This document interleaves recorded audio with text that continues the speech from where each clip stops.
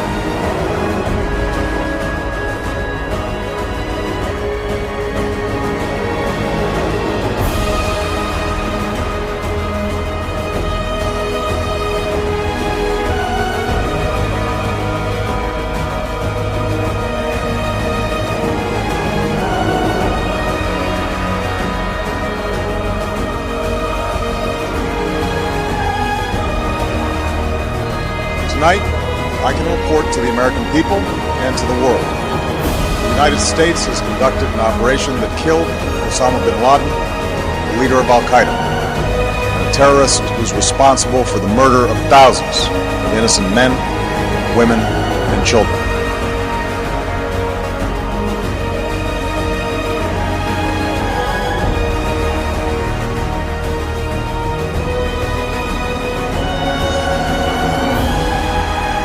On the 9th of October 2012, the Taliban shot me on the left side of my forehead. They shot my friends too.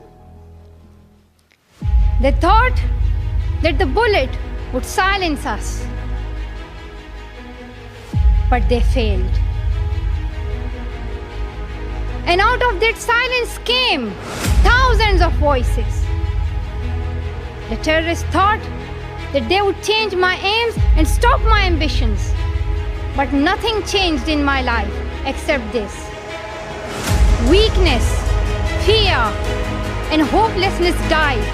Strength, power, and courage was born.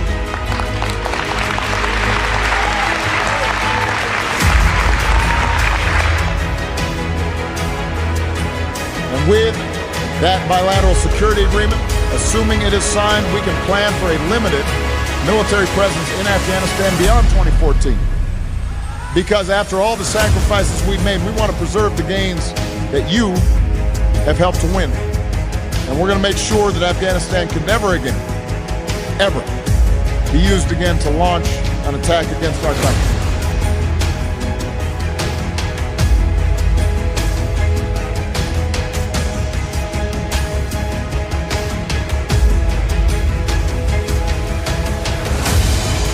We had peace talks scheduled a few days ago.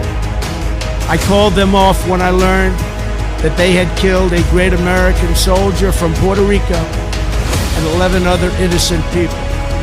They thought they would use this attack to show strength, but actually what they showed is unrelenting weakness. The last 4 days, we have hit our enemy harder than they have ever been hit before, and that will continue. Love for America requires love for all of its people.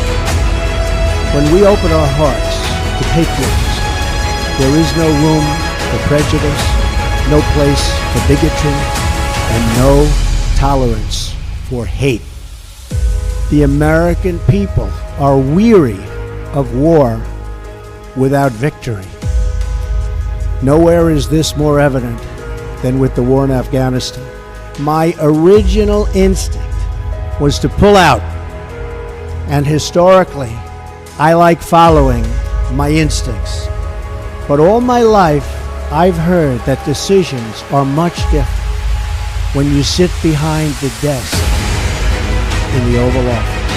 The consequences of a rapid exit are both predictable and unacceptable.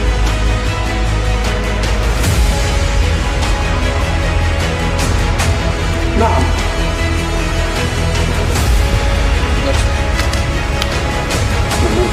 ما هو يلزم سلفيات وهم تستقبل أنا مخيف تكبير